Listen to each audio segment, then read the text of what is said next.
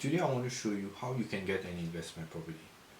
Now, I don't know your personal circumstances, so this might not be the best strategy for you, but it does represent one of the easiest ways most investors would get their first investment property.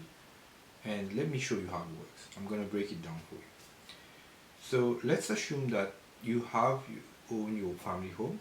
You bought it a couple of years ago, and in today's market, your family home is worth, let's say, $800,000, right?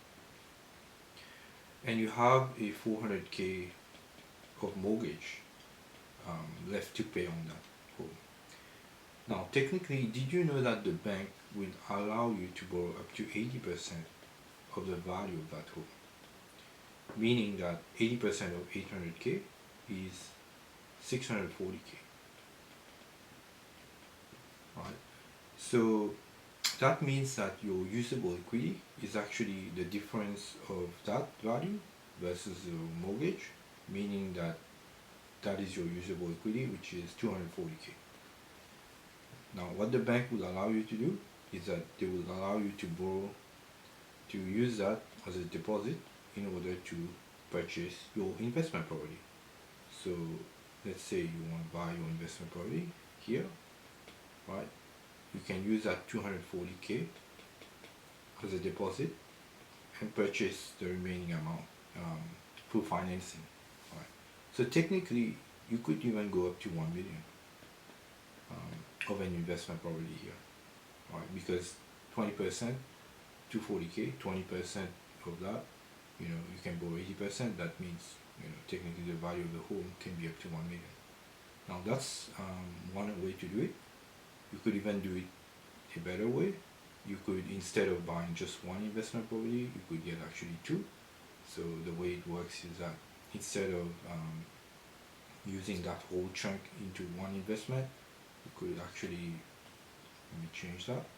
So you could split it into two different amounts, right? So let's say you want to do 120K here and 120K here, right?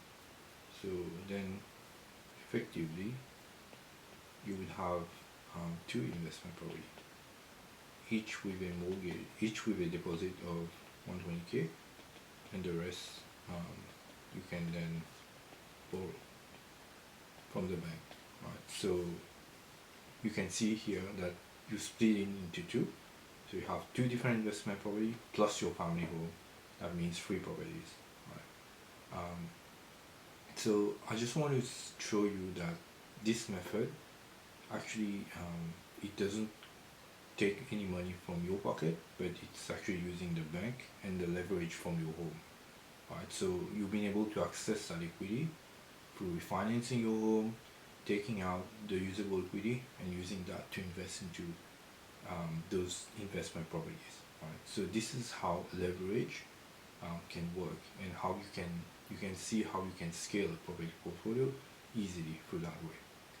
Now, if you want to learn more, please leave a like, leave a comment, and feel free to follow me.